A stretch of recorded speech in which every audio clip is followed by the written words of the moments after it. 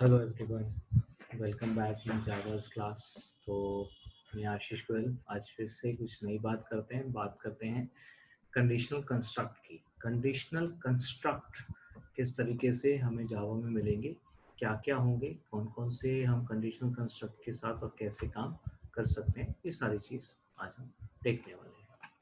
ठीक है, तो बात करते हैं कंडीशनल कंस्ट्रक्ट की। तो कंडीशनल कंस्ट्रक्ट ऐसा नहीं है कि सिर्फ प्रोग्रामिंग में ही होती है। कंडीशनल कंस्ट्रक्ट एक्चुअली हमारे डेली लाइफ में भी हम यूज़ करते हैं। तो किस तरीके से, बेसिकली जब भी हम कभी भी कोई भी काम करने जाते हैं तो डिसीजन मेकिंग हमारा एक बहुत ही इम्पोर्टेंट एस्पेक्ट रहता है कि ये काम करना है, नहीं करना है, कैसे करना है, किस तरीके से करना है, किसको लेकर करना है, किससे करना है। ऐसे बहुत सारे क्वेश्चंस होते हैं जिसके जो आंसर हैं वो ट्रू फॉल्स में आएंगे कि हाँ कर सकते हैं या नहीं कर सकते हैं, या फिर ऐसा करना चाहिए या नहीं करना चाहिए।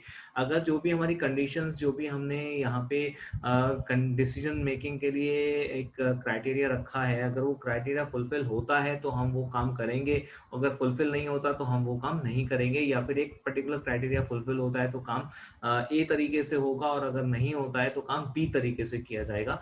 लाइक दैट हम ऐसे बहुत सारे decisions most of the time लेते हैं in day to day life. Many of times we need to take decision or choose what and how to do on the basis of some condition. Depending on the result, true or false, we decide to do a task. Sometimes it is also required to check series of conditions before taking any decision. ठीक है, जहाँ पर एक के बाद एक बहुत सारी चीजें हमें चेक करनी है। अगर ऐसा है तो ठीक है, फिर उसके बाद ये भी हो तो, उसके बाद ऐसा भी हो तो इस टाइप से सीरीज ऑफ कंडीशंस भी कई बार होती है। या फिर हमारे पास ऑप्शन होता है कि ये होगा तो ये होगा, दूसरा ये होगा तो ये होगा, तीसरा होगा तो ये होगा, चौथा होगा तो ये होगा। लाइकवाइज इस तरीके से भी अलग अलग हमारे पास में कंडीशंस रह सकती हैं। ठीक है, तो देखते हैं इस सारी चीज को हम किस तरीके से प्रोग्रामिंग में इम्प्लीमेंट करेंगे, क्या है conditional construct in program. So before we move on to the conditional construct, we must understand what are the programming constructs in Java. तो अगर हम यहाँ पे बात करें तो we have three type of programming constructs. One is sequence में जिसमें हम सारा काम sequentially करेंगे, that is sequence construct. ठीक है, जिसमें हम सारी चीजें sequence में basically कर रहे हैं। एंड नेक्स्ट लाइक सलेक्शन जिसमें हम चीज़ों को सेलेक्ट करेंगे। We are going to be selective. ठीक है, ये लेना है, नहीं लेना है, ये है तो ये करना है, ये नहीं है तो वो करना है, लाइक वाइज इस टाइप से। तो सेलेक्टिव हम काम करेंगे, सिलेक्शन जिसको हम कंडीशनल कंस्ट्रक्ट भी कह सकते हैं। And the next one is iteration means कि आप चीज को रिपीट कर रहे हो। मीन्स आप कहीं से शुरू हुए, आपने इसे यहाँ से शुरू किया, आप round round round round round round round जा रहे हो तब तक जब तक कि आपकी पर्टिकुलर कोई कंडीशन ट्रू नहीं हो जाती।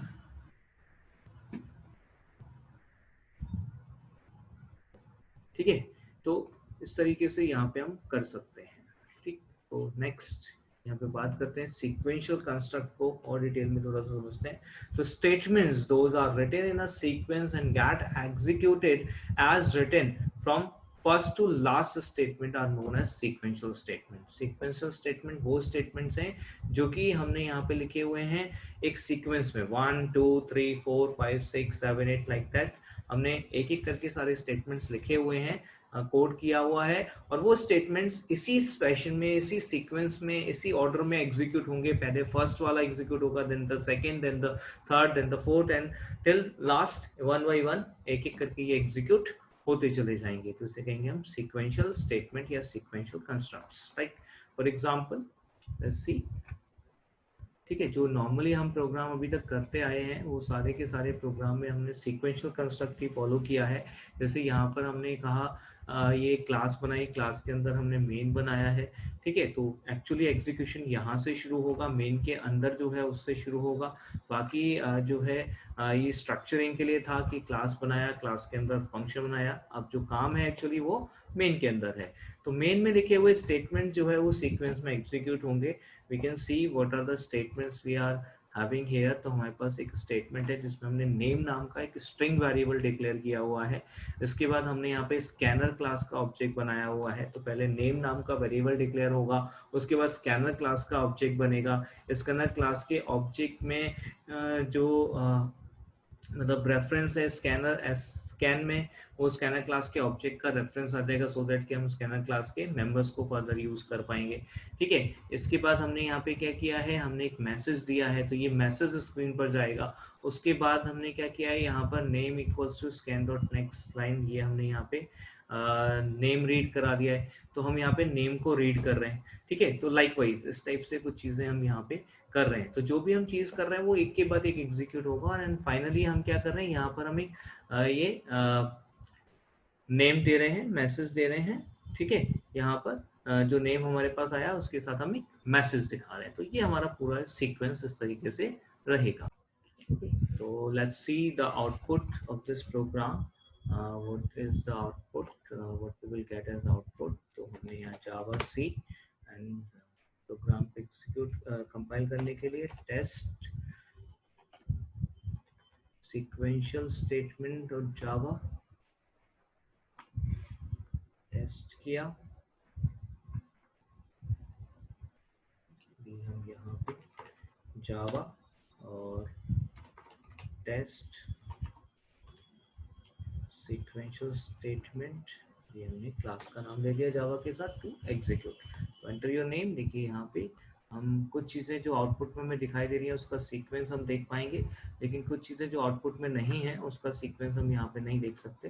तो बेसिकली ये यहाँ तक पहुँचते हुए जब हम यहाँ पहुँचे हैं, बेसिकली यहाँ से आ रहा है आपके सामने ये मैसेज। तो डेफिनेटली यहाँ तक पहुँचने से पहले और बहुत सारी चीज़ें हो गई हैं, ठीक है, जो कि हमें दिखाई नहीं दे पा रहा है। राइट, तो क्या क्या, एक तो यहाँ पे स्ट्रिंग नेम ये डिक्लेयर हो चुका है, इधर यहाँ पे स्कैनर का ऑब्जेक्ट भी बन चुका है, ये एक चीज हो चुकी है। उसके बाद ये स्टेटमेंट एग्जीक्यूट हुआ है, तब यहाँ पे मैसेज आया एंटर योर नेम।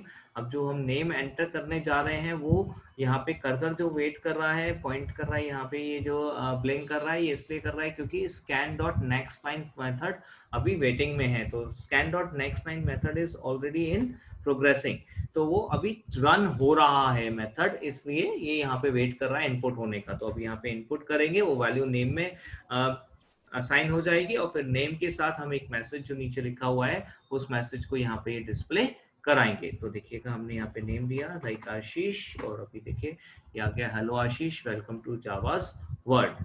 राइट, तो लाइक दैट हम यहाँ पे जो भी काम कर रहे हैं वो सीक्वेंस में वन आफ्टर अनदर फैशन में एग्जीक्यूट हो रहा है। That's simple, right. Okay, let's move on. Now, the conditional construct, right? So, if a block or set of statement executed only when the given certain condition is met in associated statement, then this is known as the conditional construct, right? The conditional or relational expression is always enclosed within the parenthesis or the round bracket you can say, जो कि इस तरीके से दिखाई देंगे while writing a conditional statement, and the block or the set of statements are enclosed within the curly braces which are actually associated to the condition. Means condition के true होने पर कौन से स्टेटमेंट चलने हैं वो हम करली ब्रेसेस के अंदर कंडीशनल कंस्ट्रक्ट या कंडीशनल स्टेटमेंट के साथ में रखेंगे, राइट। और जो कंडीशन हमें लगानी है कंडीशनल स्टेटमेंट में, वो जो कंडीशन या फिर जो हमारा, जैसे हम रिलेशन एक्सप्रेशन भी कह रहे हैं, तो रिलेशनल एक्सप्रेशन को हम ब्रैकेट में, सिंपल ब्रैकेट आप जिसे कह सकते हैं, पैरेंथेसिस या राउंड ब्रैकेट्स में रख रहे हैं, ठीक है। In Java, we could write conditional construct using any of the following programming construct like if else or switch case or the ternary or the conditional operators। तो हम इन तीनों को यूज करके यहाँ Java में conditional constructs क्रिएट कर सकते हैं और कंडीशन बेसिस पे डिसीजन लेते हुए प्रोसेस कर सकते हैं, right. If statement can be following type in Java, तो जैसे कि हमने बात की थी कि जो हमारा कंडीशनल कंस्ट्रक्ट है उसमें से पहला टाइप है इफ एल्स। तो बात करते हैं कि इफ एल्स को किस तरीके से लिखा जा सकता है, जो इफ स्टेटमेंट है यहाँ पे वो किस किस तरीके से लिखा जा सकता है। तो सबसे पहले हम केवल इफ लगा सकते हैं, ओनली इफ, ठीक है, इसमें और कुछ नहीं लगेगा, केवल इफ, इफ के साथ कंडीशन, और कंडीशन के बाद हमारे वो स्टेटमेंट्स जो कि हम चाहते हैं कि इफ की कंडीशन के ट्रू होने पर एग्जीक्यूट हो। देन द इफ एल्स में क्या है कि अगर इफ वाली कंडीशन ट्रू नहीं होती है तो वो स्टेटमेंट जो इफ के साथ लगे वो एग्जीक्यूट नहीं करेंगे, तो हम एल्स में चले जाएंगे और एल्स वाले स्टेटमेंट एग्जीक्यूट करेंगे। बेसिकली ये इफ कंडीशन देन दिस और अदरवाइज दैट वाला सिचुएशन है, तो अदरवाइज की जगह यहाँ पे यूज हो रहा है एल्स। तो अगर अगर हम बात करें, देखिए मैं हमेशा से कहता हूँ कि जो भी कुछ प्रोग्रामिंग में आप पढ़ रहे हैं, समझ रहे हैं, सीख रहे हैं या इम्प्लीमेंट कर रहे हैं, वो सब कहीं ना कहीं आपके रियल वर्ल्ड से ही इंस्पायर्ड है। तो रियल वर्ल्ड में भी अगर मेरे को कोई डिसीजन लेना है तो मैं कैसे लूंगा? लाइक मैं एक स्टेटमेंट क्या बोलूंगा, if condition true then this, false then that, right? तो if condition true then doing this, otherwise that. ठीक है, तो इस तरीके से आप यहाँ पे करते हो, तो वही कुछ यहाँ पे हो रहा है। तो इफ अगर लगाया आपने कंडीशन ट्रू है तो उसके बाद के सारे स्टेटमेंट एग्जीक्यूट हो जाएंगे, अदरवाइज नहीं होंगे। और अगर आपने अदरवाइज लगाना है, इनके एल्स लगाया, तो इफ उसकी कंडीशन और उसके बाद के जो स्टेटमेंट्स है वो एग्जीक्यूट करेंगे। और अगर नहीं है इफ की कंडीशन ट्रू तो सीधा एल्स वाले स्टेटमेंट एग्जीक्यूट करेंगे। तो will see in details later, right? Multiple if तो हो सकता है हमारे पास बहुत सारे इफ हो, एक के बाद एक बहुत सारे हमने इफ लगाए हों, इट डिपेंड्स। ठीक है, तो ऐसा हम कर सकते हैं। इफ एल्स इफ लेटर, जैसे कि अभी हम बात कर रहे थे, there must may be a series of conditions, जिसमें से कोई एक पर्टिकुलर कंडीशन के होने पर आपको कोई काम करना है। ये कंडीशन होगी तो ये काम, वो कंडीशन होगी तो वो काम, तीसरी कंडीशन होगी तो ये कोई काम। तो लाइकवाइज जैसे आपके पास नंबर ऑफ कंडीशंस हैं, और हर कंडीशन के ट्रू होने पर, किसी भी एक कंडीशन के ट्रू होने पर कोई एक पर्टिकुलर टास्क आपको परफॉर्म करवाना है, तो हम ये काम करेंगे इस तरीके से।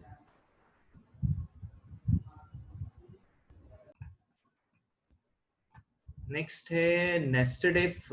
नेस्टेड इफ मींस जब इफ के अंदर हम इफ लगा रहे हैं, तो इफ मतलब many of times it is required कि एक इफ कंडीशन चेक करने के बाद हम फर्दर कोई और कंडीशन चेक करेंगे। Means the decision is not taking on the basis of a single condition, rather it is going to be taken only when multiple condition gets true। तो अगर एक कंडीशन ट्रू हो गई तो फिर हम दूसरे को चेक, अच्छा ये हो गया तो अब ये भी होना चाहिए, अच्छा ये हो गया तो अब ये भी होना चाहिए। तो लाइक एक के बाद एक आप सीक्वेंस में चेक कर रहे हैं, तो एक ही काम को करने के लिए, अभी एक काम को करने के लिए अभी हम फाइनल नहीं कर पा रहे, डिसीजन नहीं लिया है, बल्कि हम यहाँ एक एक करके कंडीशंस को चेक करते जा रहे हैं। And when the series of condition gets true then only we decided to do the task, तो वो है नेस्टेड इफ, राइट?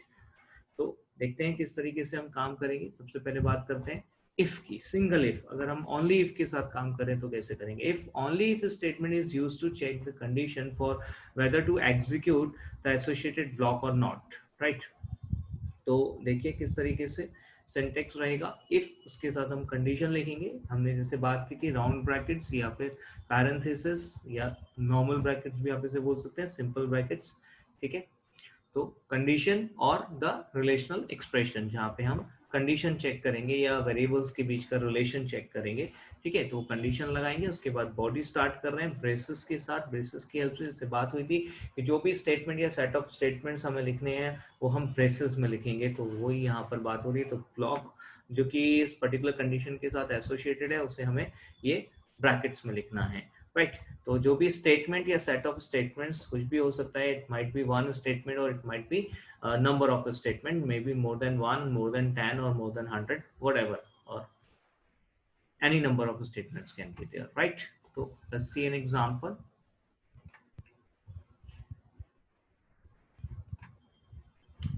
Okay, तो here is the example। इस एग्जाम्पल में हम क्या कर रहे हैं, स्कैनर का ऑब्जेक्ट बना रहे हैं और स्कैनर यूज कर रहे हैं। तो ऊपर जाहिर सी बात है हमें java.util.star इंपोर्ट करना पड़ेगा। ठीक है, क्लास बनाई है हमने, यहाँ पे क्लास का नाम और मेन, तो जो भी काम कर रहे हैं मेन में कर रहे हैं, राइट? यहाँ पर इंट xy हमने लिया।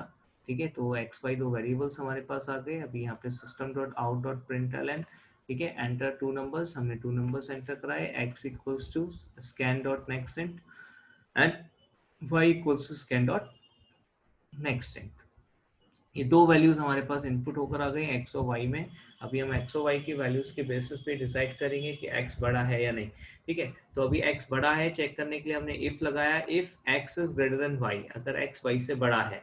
ठीक है, तो हमें क्या करना है, system.out.println yes x is greatest. ठीक है, ये सिंपल इफ का हमारा काम हो गया, जिसमें हमने सिंपल इफ लगाकर एक कंडीशन को, पर्टिकुलर कंडीशन को चेक किया है। तो लेट्स चेक इट आउट। हमने कहा जावा सी, ठीक है।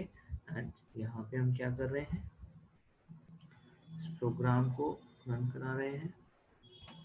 प्रोग्राम को रन कराने के लिए पहले कंपाइल करना पड़ेगा, तो कंपाइल करने के लिए हम अभी जैसे करते आ रहे हैं, ठीक है। टेस्ट इफ, ये हमारे प्रोग्राम का नाम यूज करेंगे, मतलब फाइल का नाम यूज करेंगे, test if example1 dot Java, ठीक है। ये हो गया कंपाइल। कंपाइल करने के बाद आपको रन करना है, तो जावा और फिर आपकी क्लास का नाम जो कि है टेस्ट इफ example1। तो सेम हमने नाम रखा हुआ है फाइल का और क्लास का, इसलिए दोनों जगह सेम नेम यूज हो रहा है। अगर डिफरेंट नेम होंगे तो डिफरेंट यूज करेंगे, बट आइडियल इज कि आप सेम नेम ही रखें। आप डिफरेंट नेम भी रख सकते हो, बट अच्छा रहेगा कि सेम ही रखे जाए, ठीक है। तो एंटर टू नंबर्स, हमने टू नंबर्स एंटर कर दिए, 25 एंड 14।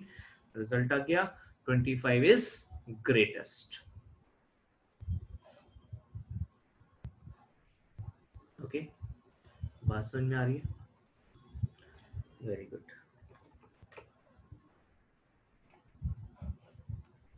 चलिए नेक्स्ट देखते हैं। हम चाहते हैं नेक्स्ट मल्टीपल इफ। तो मल्टीपल इफ किस तरीके से काम करेगा? In Java we can also write only if statement is used to check the condition for whether the execute associated block or not। But अगर हमें चाहिए कि हमें मल्टीपल कंडीशन चेक करनी है, तो हम यहाँ पे मल्टीपल कंडीशंस को भी चेक कर सकते हैं, okay. And it's like this. तो आप मल्टीपल कंडीशंस चेक करने के लिए मल्टीपल इफ भी लगा सकते हैं, ठीक है। तो ऐसा नहीं कि एक ही इफ आपको यूज करना है, बट यहाँ पे भी ओनली इफ की तरह ही काम कर रहा है। तो हर एक इफ एक ओनली इफ स्टेटमेंट ही है।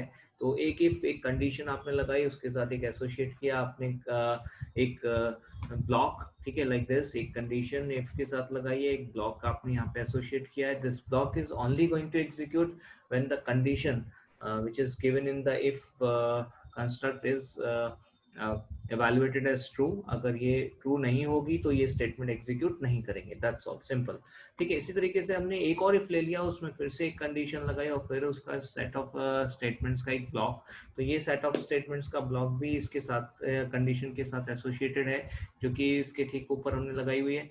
तो ये जो condition है ये तभी execute करेगी जब particular ये कंडीशन, मतलब ये जो स्टेटमेंट है तभी एग्जीक्यूट करेंगे पर्टिकुलर कंडीशन ट्रू होगी। इसी तरीके से यहाँ पर ये एक ब्लॉक है, तो ये ब्लॉक तभी एग्जीक्यूट करेगा जब उसकी करस्पॉन्डिंग कंडीशन ट्रू होगी। तो यहाँ कहने का मतलब ये है कि अगर ये कंडीशन ट्रू या फॉल्स होती है तो उसका दूसरे कंडीशन से कोई मतलब नहीं। पहली कंडीशन के ट्रू फॉल्स होने ना होने का दूसरे कंडीशन के चेक होने या एग्जीक्यूट होने से कोई मतलब नहीं है, ठीक है। पहली कंडीशन ट्रू रहती है या फॉल्स रहती है डजंट मैटर, दूसरी कंडीशन चेक होनी ही है, और वो अगर ट्रू होगी तो उसके रिलेटेड और एसोसिएटेड स्टेटमेंट एग्जीक्यूट होंगे, अदरवाइज एग्जीक्यूट नहीं होंगे। बट इट डजंट मैटर कि आपकी पहली कंडीशन ट्रू रहती है या फॉल्स रहती है, उसका कोई सीधा इम्पैक्ट एक्चुअली नहीं है आपके सेकंड कंडीशन के साथ में, राइट। तो ये है multiple if. Let's check it out किस तरीके से काम करेगा मल्टीपल इफ से एग्जांपल। ओके, देखिएगा मल्टीपल इफ को हमने किस तरीके से यूज किया है। तो यहाँ पे हमने लिया स्कैनर, ठीक है, वही पहले की तरह से एक्स और वाई दो वैल्यूज रीड करा दिए। उसके बाद अब जैसे कि हमने बात की दो कंडीशंस यहाँ पर होंगी, ठीक है। तो एक कंडीशन जैसे एक्स और वाई हमने चेक किया, तो x is greater than y. जैसे अगर हम पहले वाले की बात करें तो ये हमारा पिछला वाला कोड है।